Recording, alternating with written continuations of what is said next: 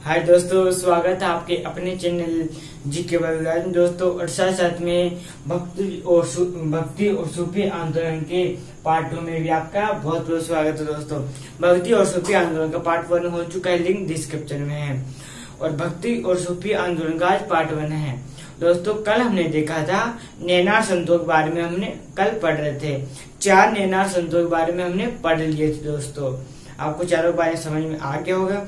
तो अब आगे देखते हैं कौन कौन से नैनार संत दोस्तों आज के इस वीडियो में देखेंगे। तो वीडियो को शुरू से लास्ट तक जरूर देखिए। वीडियो पसंद आने पर लाइक करें दोस्तों, और अपने दोस्तों के पास जरूर शेयर करें। तो दोस्तों बिना देर से वीडियो शुरू करते हैं दोस्तों। अब आज के वीडियो में पहले नैनार संत शंकराचार्य। कौन? शंकराचार्य। तो शंकराचार्य के बारे में बहुत पूछते हैं दोस्तों पेपर में, तो इनके बारे में जानकारी रखना जरूरी है दोस्तों। तो सबसे पहले देख लेते हैं शंकराचार्य का जन्म स्थान। तो दोस्तों शंकराचार्य का जन्म स्थान केरल में है। केरल में कलाड़ी गांव में, केरल के कलाड़ी गांव में दोस्तों शंकराचार्य का जन्म हुआ था, है ना दोस्तों। तो आपको क्वेश्चन पूछा जाएगा कि इनका जन्म कहाँ हुआ था? केरल में एक जो कलाड़ी गांव है उसमें दोस्तों। और दोस्तों इन्हें शंकर का अवतार कहा जाता है। क्या कहा जाता है? शंकराचार्य को दोस्तों शंकर का अवतार कहा जाता है। किसका अवतार? शंकर का अवतार कहा जाता है। शंकराचार्य की उपाधि कौन सी? उपाधि क्या दी गई थी? प्रच्छन्न बोध। प्रच्छन्न बोध की शंकराचार्य को उपाधि दी गई थी दोस्तों, प्रच्छन्न बोध की। और शंकराचार्य के आराध्य देव कौन थे? ये भी आपसे पूछा जा चुका है, पूछा जाता होगा कि शंकराचार्य के आराध्य देव कौन से हैं। तो दोस्तों शंकराचार्य के आराध्य देव शिव है। कौन है? शिव। तो आपको समझ में आ गया कि शंकराचार्य के आराध्य देव कौन है? शिव है दोस्तों। और इनके गुरु, शंकराचार्य के गुरु कौन से हैं?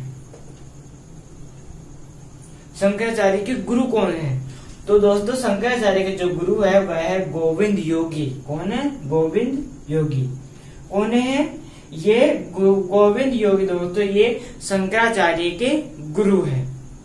तो इनका जन्म केरल में हुआ था। नाम इनको शंकर का अवतार कहा जाता है। उपाधि प्रच्छन्न बोध की, आराध्य देव शिव और गुरु गोविंद योगी दोस्तों। इधर आपको समझ में आ गया है ना। अब है महायान शाखा से ये प्रभावित थे। जो शंकराचार्य थे दोस्तों ये महायान शाखा से प्रभावित थे, है ना। और दोस्तों शंकराचार्य ने बौद्ध धर्म के कुमारिल भट्ट, कौन? एक बौद्ध धर्म के कुमारिल भट्ट थे जिन्होंने शंकराचार्य ने शास्त्रार्थ में पराजित किया था। मतलब कि ऐसे वाद विवाद प्रतियोगिता, ऐसे प्रतियोगिता होती है ना, वैसे प्रतियोगिता हुई थी शास्त्रार्थ एक प्रतियोगिता हुई थी कुमारिल भट्ट और शंकराचार्य के बीच में, जिसमें शंकराचार्य ने कुमारिल भट्ट को पराजित किया था। जो कुमारिल भट्ट थे ये बौद्ध धर्म के थे। तो आपको समझ में आ गया कि ये महायान शाखा से प्रभावित थे। बौद्ध धर्म के कुमारिल भट्ट को शास्त्रार्थ में पराजित किया था शंकराचार्य जी ने दोस्तों।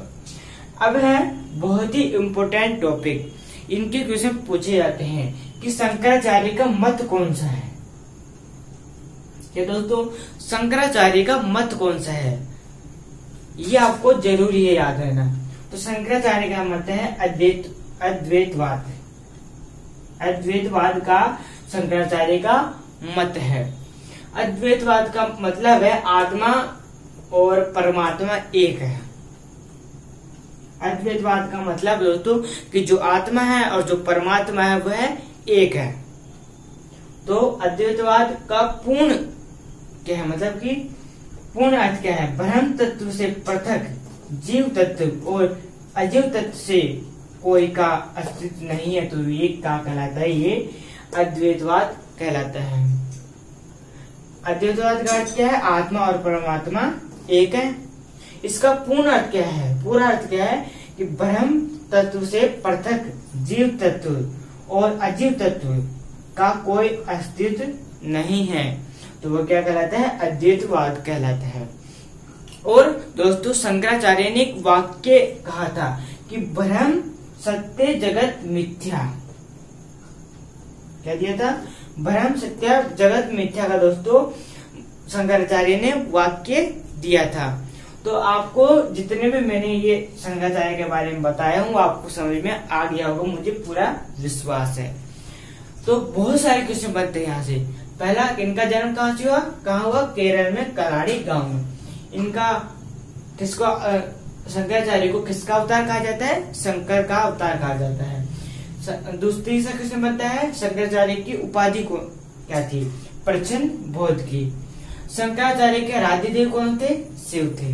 चौथा क्वेश्चन। पांचवा, शंकराचार्य के गुरु कौन थे? शंकराचार्य गुरु कौन थे? गोविंद योगी। और छठा क्वेश्चन बनता है कि ये कौन सी शाखा से प्रभावित थे? महायान शाखा से। अब आगे बनता है शास्त्रार्थ में किसे पराजित किया था? कुमारिल भट्ट को शास्त्रार्थ में पराजित किया था। और बेस्ट मोस्ट प्रश्न पूछा जाएगा कि इनका मत कौन सा है? तो मत कौन सा है? अद्वैतवाद, जिसका अर्थ होता है आत्मा और परमात्मा एक है दोस्तों। तो दोस्तों अब शंकराचार्य के बारे में आगे देख लेते हैं। आगे दोस्तों शंकराचार्य जी ने दोस्तों 4 मठ स्थापित किए, मतलब कि 4 पीठ स्थापित की थी। ज्योतिष पीठ, गोवर्धन पीठ, श्रृंगेरी पीठ और शारदा पीठ। ये सभी पीठ दोस्तों सांस्कृतिक एकता के लिए दोस्तों शंकराचार्य ने स्थापित की गई थी। तो दोस्तों अब देख लेते हैं कहाँ कहाँ की गई थी।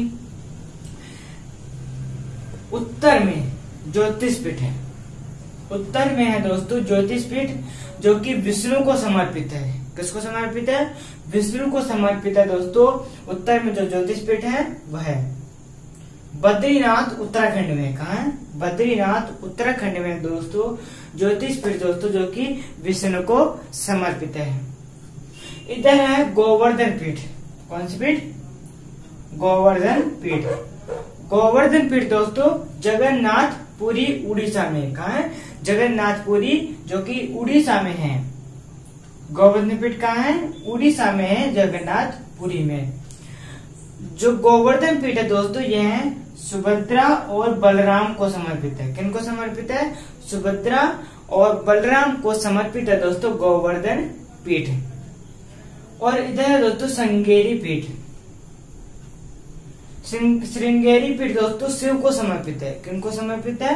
शिव को समर्पित है दोस्तों श्रृंगेरी पीठ, जो कि तुंगभद्रा नदी के किनारे पर मैसूर में है। कहाँ है? मैसूर में तुंगभद्रा नदी के किनारे पर है दोस्तों श्रृंगेरी पीठ, या हम श्रृंगेरी मठ भी कह सकते हैं दोस्तों। कहाँ है? मैसूर में। और इधर है दोस्तों शारदा पीठ। कौन सी पीठ? शारदा मठ या शारदा पीठ। शारदा पीठ दोस्तों कृष्ण को समर्पित है। किनको समर्पित है? कृष्ण को समर्पित है दोस्तों शारदा पीठ, जो कि द्वारिका गुजरात में है। कहाँ है? द्वारिका गुजरात में दोस्तों शारदा पीठ। तो आपको क्वेश्चन पूछा जा सकता है दोस्तों कि शंकराचार्य द्वारा 4 पीठ या मठ कौन कौन से हैं? तो कौन कौन से? ज्योतिष पीठ, गोवर्धन पीठ, श्रृंगेरी पीठ और शारदा पीठ।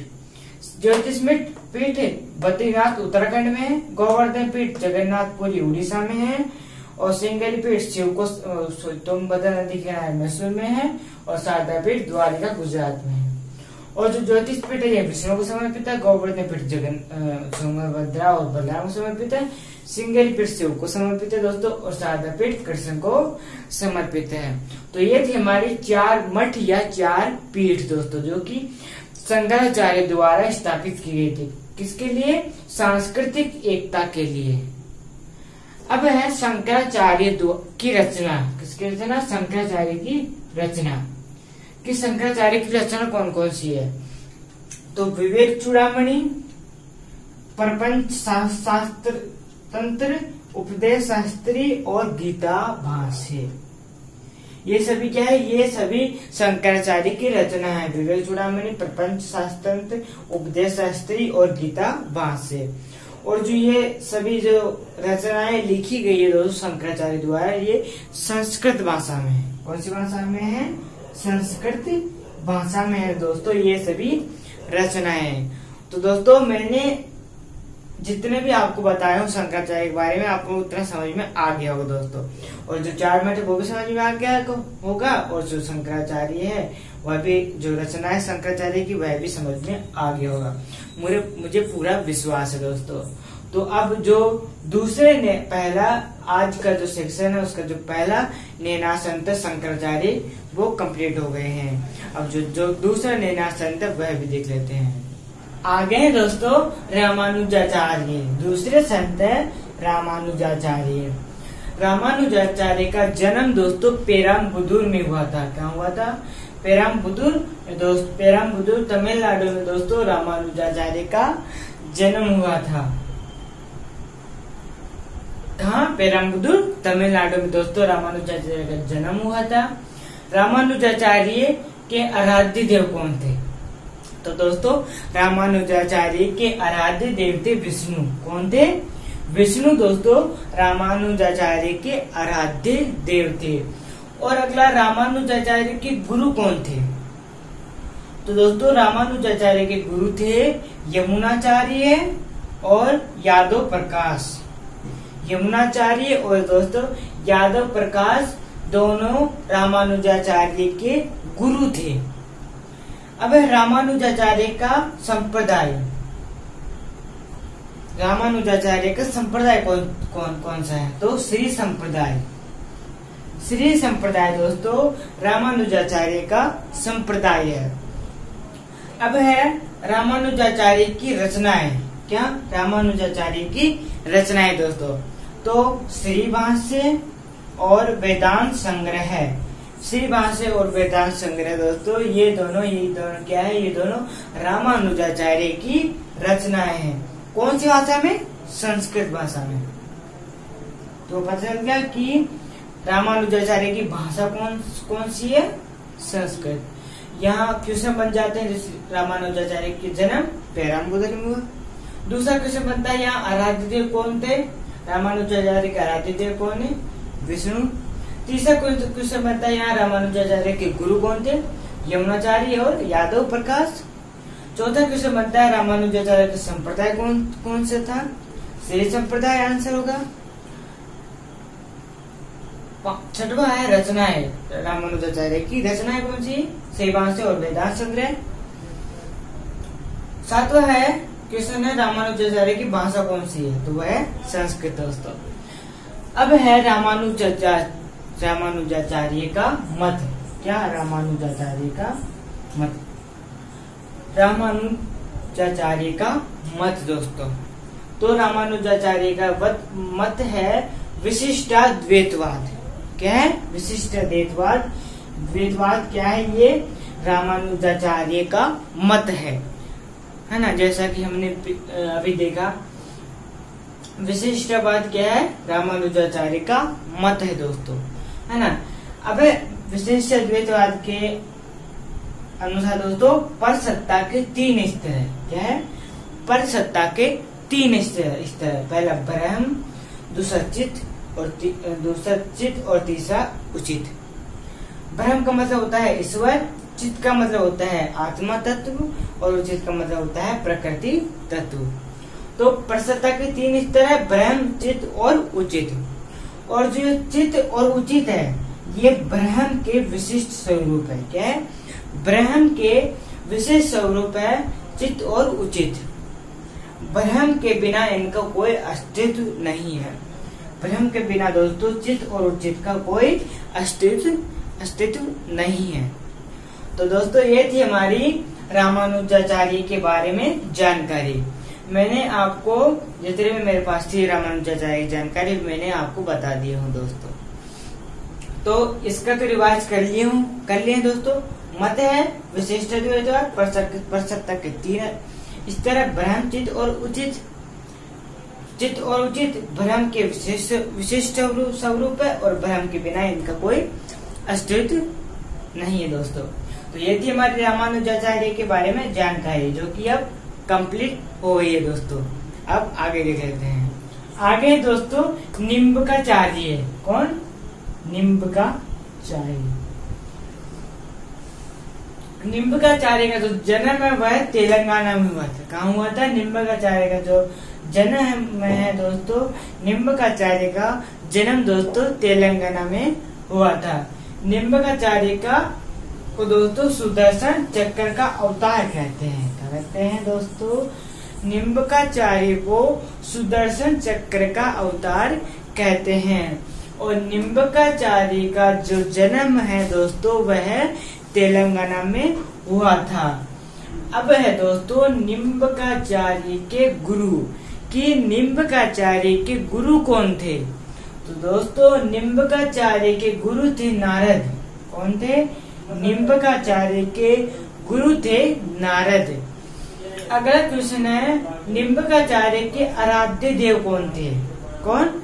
निम्बकाचार्य के आराध्य देव कौन थे? तो दोस्तों निम्बकाचार्य के आराध्य देव थे राधा और कृष्ण। कौन थे? निम्बकाचार्य के आराध्य देव दोस्तों राधा और कृष्ण थे। दोनों इनके गुरु थे, सॉरी आराध्य देव थे, है ना। अगला है निम्बकाचार्य कौन से संप्रदाय, निम्बकाचार्य के संप्रदाय कौन सा था? तो हंस या हम कह सकते हैं सनक संप्रदाय। निम्बकाचार्य का संप्रदाय था हंस या सनक संप्रदाय। हंस संप्रदाय या सनक संप्रदाय दोस्तों। अब है निम्बकाचार्य की भाषा। निम्बकाचार्य की कौन सी भाषा थी? तो निम्बकाचार्य की दोस्तों संस्कृत भाषा थी। कौन सी भाषा थी? संस्कृत भाषा थी दोस्तों। अब है निम्बकाचार्य की एक पीठ दोस्तों हमारे राजस्थान में सलेमाबाद जो कि अजमेर में है।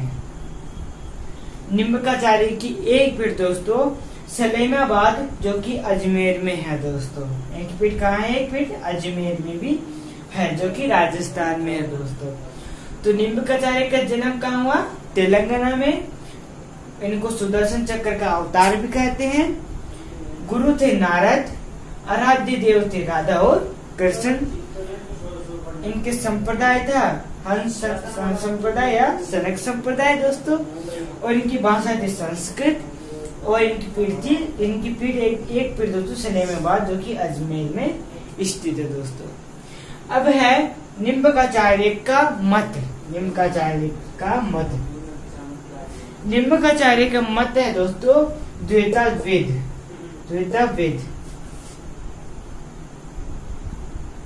द्वैताद्वैत या हम कह सकते हैं भेदाभेद। द्वैताद्वैत या हम कह सकते हैं दोस्तों भेदाभेद निम्बकाचार्य का मत है। निम्बकाचार्य ने कहा है दोस्तों कि जीव, अजीव और ब्रह्म, जीव, अजीव और ब्रह्म, इनका जो स्वभाव है और इनके जो गुण है और इनकी जो अभिव्यक्ति है ये सब अलग है। क्या है?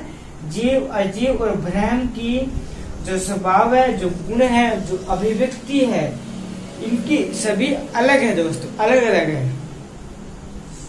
और परंतु उन्होंने ये भी कहा है कि जीव, अजीव और ब्रह्म का जो तात्विक रूप है वो समान है। हम तो सभी तो एक ही मिट्टी के बने हैं, है ना। तो जीव, अजीव, ब्रह्म का जो तात्विक रूप है दोस्तों वह समान है। तो ये है दोस्तों निम्बकाचार्य का मत द्वैताद्वैत या हम कह सकते हैं भेदाभेद। भेद क्या कहलाता है? द्वैताद्वैत कहलाता है। उन्होंने कहा है कि जीव, अजीव, ब्रह्म, इनका जो स्वभाव है, गुण है और जो अभिव्यक्ति है एक समान है। सॉरी, इनका जो स्वभाव या गुण है और जो अभिव्यक्ति भी अलग अलग है, परंतु जो तात्विक रूप है वह समान है। सॉरी, गलती हो गई थी अभी। तो समझ में आ गया निम्बकाचार्य के बारे में। बहुत सारे क्वेश्चन बनते हैं दोस्तों यहाँ से कि इनका जन्म कहाँ हुआ, इनको क्या कहते हैं, गुरु कौन है इनका, नारद, आराध्य देव, राधा कृष्ण, संप्रदाय हंस सनक संप्रदाय, भाषा, पीठ और उनका मत हर पेपर में पूछा जाता है दोस्तों। तो दोस्तों आपको समझ में आ गए निम्बकाचार्य के बारे में। आगे दोस्तों माधवाचार्य। कौन? माधवाचार्य। माधवाचार्य का जन्म दोस्तों उडुपी कर्नाटक में हुआ था। कहाँ हुआ था? उडुपी कर्नाटक में दोस्तों माधवाचार्य का जन्म हुआ था। कहाँ? उडुपी कर्नाटक में दोस्तों माधवाचार्य जी का जन्म हुआ था। माधवाचार्य जी के गुरु कौन थे? तो दोस्तों माधवाचार्य जी के गुरु थे शुद्धानंद। कौन थे? शुद्धानंद दोस्तों माधवाचार्य जी के गुरु थे। माधवाचार्य जी का बचपन का नाम वासुदेव था। क्या था? माधवाचार्य जी का बचपन का नाम दोस्तों वासुदेव था। माधवाचार्य को क्या उपाधि मिली थी? पूर्ण प्रज्ञ और आनंद तीर्थ। पूर्ण प्रज्ञ और आनंद तीर्थ दोस्तों ये दोनों माधवाचार्य जी की उपाधियां थी, है ना। अब है माधवाचार्य जी को वायु का अवतार कहते हैं। क्या कहते हैं? माधवाचार्य जी को दोस्तों वायु का अवतार कहते हैं। माधवाचार्य जी का संप्रदाय कौन सा था? तो दोस्तों माधवाचार्य जी का संप्रदाय था ब्रह्म संप्रदाय। क्या था? ब्रह्म संप्रदाय दोस्तों माधवाचार्य जी का संप्रदाय था। अब है माधवाचार्य जी का मत। माधवाचार्य का मत है, माधवाचार्य का मत है दोस्तों द्वैतवाद। क्या है? द्वैतवाद। दोस्तों माधवाचार्य जी के अनुसार दोस्तों ब्रह्म और जीव या जगत ये दोनों पृथक पृथक रूप है। दोनों पृथक पृथक रूप है दोस्तों। ब्रह्म और जीव या जगत दोनों पृथक पृथक रूप है। द्वैतवाद का अर्थ है दोस्तों ब्रह्म और जो जीव या जगत है ये दोनों पृथक पृथक रूप है। तो इनका मत कौन सा है? द्वैतवाद माधवाचार्य का। अब है माधवाचार्य जी का ग्रंथ। तो माधवाचार्य ग्रंथ है पूर्ण प्रज्ञ भाष्य। पूर्ण प्रज्ञ भाष्य क्या है? माधवाचार्य जी का ग्रंथ है। तो आपको इतना समझ में आ गया कि माधवाचार्य का जन्म उडुपी में हुआ था, कर्नाटक में। इनके गुरु शुद्धानंद से। बचपन का नाम वासुदेव था। उपाधियां थी पूर्ण प्रज्ञ और आनंद तीर्थ। वायु का अवतार कहते हैं। संप्रदाय था ब्रह्म संप्रदाय और इनका मत था द्वैतवाद और इनका ग्रंथ था पूर्ण प्रज्ञ भाष्य दोस्तों। तो दोस्तों ये थी हमारे माधवाचार्य के बारे में जानकारी दोस्तों। तो आपको समझ में आ गया? तो अब जो आगे हैं वह देख लेते हैं। आगे हैं दोस्तों रामानंद। रामानंद का जन्म दोस्तों इलाहाबाद में हुआ था। कहाँ हुआ था? रामानंद जी का जन्म दोस्तों इलाहाबाद में हुआ था। रामानंद का कार्य क्षेत्र दोस्तों काशी में है। जो रामानंद का जो कार्य क्षेत्र दोस्तों काशी में था, यह हम कह सकते हैं वाराणसी।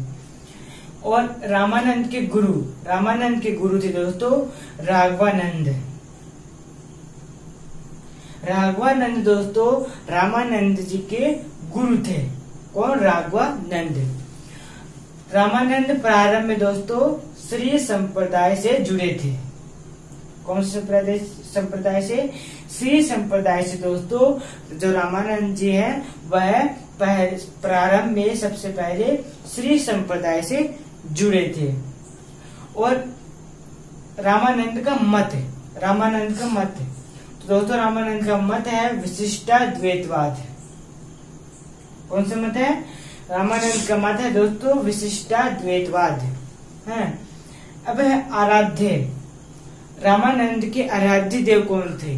तो दोस्तों रामानंद के आराध्य देव थे श्री राम। कौन थे? श्री राम दोस्तों रामानंद के आराध्य देव थे। आगे हैं रामानंद कौन से संप्रदाय के थे? तो दोस्तों प्रारंभ में कौन से संप्रदाय के थे? श्री संप्रदाय के। परंतु बाद में दोस्तों रामानंदी जो संप्रदाय है दोस्तों उसमें आ गए। रामानंदी संप्रदाय अपना लिया दोस्तों। पहले प्रारंभ में श्री संप्रदाय से जुड़े थे। और रामानंद जी के ग्रंथ, तो दोस्तों रामानंद जी का ग्रंथ है आनंद भाष्य। क्या है? रामानंद जी का ग्रंथ है दोस्तों आनंद भाष्य, जो कि हिंदी में लिखा गया है। किसमें लिखा गया है?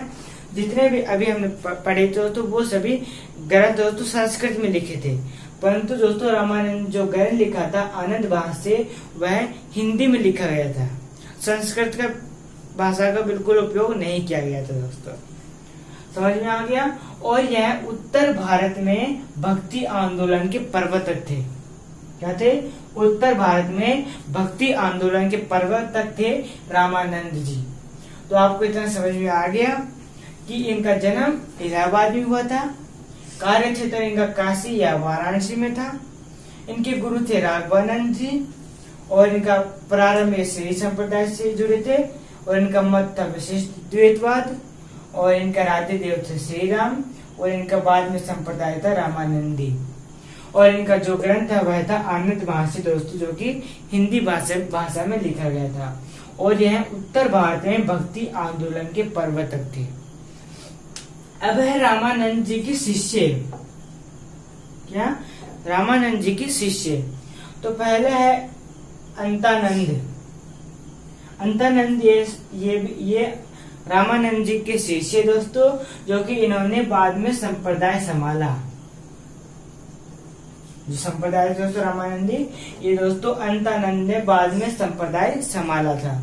और रामानंद के एक शिष्य ने दोस्तों भक्तमाल ग्रंथ की रचना की थी। कौन से ग्रंथ की? भक्तमाल ग्रंथ की दोस्तों रचना की थी रामानंद के एक शिष्य ने। तीसरा संत रैदास, ये भी दोस्तों रामानंद जी के शिष्य थे। और विशेष बात यह है दोस्तों कि रामानंद जी के सभी जातियों के शिष्य थे। जैसे मान लो चमार, जाट, जुलाह, नाई, राजपूत, कसाई, ये सभी जातियों के दोस्तों रामानंद जी के पास शिष्य थे। जैसे कि संत रैदास, ये रामानंद के शिष्य थे, और ये चमार जाति के थे। कौन सी जाति के? चमार जाति के थे दोस्तों संत रैदास दोस्तों, जो कि रामानंद जी के शिष्य थे। चौथा धन्ना। धन्ना दोस्तों जाट जाति के थे। कौन सी जाति के? जाट जाति के थे दोस्तों धन्ना, जो कि ये भी रामानंद जी के शिष्य थे। पांचवा कबीर। कबीर दोस्तों जुलाहा जाति से थे। कौन सी जाति से? जुलाहा जाति से दोस्तों कबीर थे दोस्तों, जो कि रामानंद की ये भी शिष्य थे। छठवा सेन। सेन दोस्तों ये भी रामानंद के शिष्य थे दोस्तों, जो कि नाई थे, नाई जाति के थे। कौन सी जाति के? नाई जाति के थे दोस्तों सेन। और लास्ट से पीपा। पीपा दोस्तों राजपूत जाति के थे। कौन सी जाति के? राजपूत जाति के थे दोस्तों पीपा। और आठवां है सदना। सदना दोस्तों ये कसाई जाति के थे। कौन सी जाति के? कसाई जाति के थे दोस्तों सदना, जो कि ये सभी क्या है? ये सभी रामानंद जी के शिष्य हैं। और खास बात यह है कि दोस्तों रामानंद जी के पास सभी जातियों के शिष्य थे। जैसे संत रैदास चमार जाति के, धन्ना जाट जाति के, सेन नाई जाति के, पीपा राजपूत जाति के, सदना कसाई जाति के, है ना। तो आपको इतना समझ में आ गया होगा दोस्तों रामानंद जी के बारे में। तो और इनके जो शिष्य थे वह थे अंतानंद और संत रैदास, धन्ना, कबीर, सेन और पीपा। तो दोस्तों ये थी हमारे रामानंद के बारे में जानकारी, जो कि कंप्लीट हो गई है दोस्तों। तो दोस्तों आज के वीडियो यही समाप्त करते हैं। कल आगे पढ़ेंगे, आगे जो संत बचे हैं दोस्तों वो हम कल पढ़ेंगे। आज का वीडियो यही समाप्त करते हैं, मिलते हैं अगले वीडियो में। तब तक के लिए सभी दोस्तों को जय हिंद, जय भारत।